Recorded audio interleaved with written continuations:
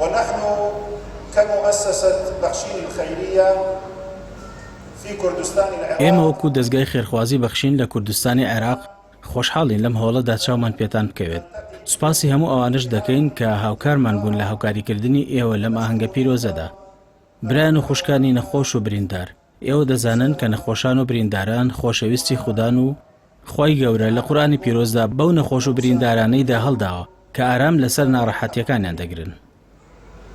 إخواني وأخواتي والله أنا كنت أثناء عملي كنت أشتغل من کارم لەسەر بۆردێک دەکرد و ژمارەیەک نمونەم پێبوو. بەرەو کارەکەم دەڕۆیشتم.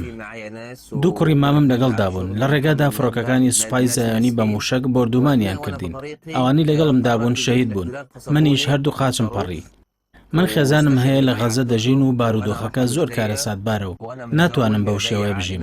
بۆیە داوا لە خەڵکی خێرخوازی کوردستان دەکەم هاوکاریم بکەن. وين يستطيعوا العيش، وإحنا بنطلب من أهل الخير كردستان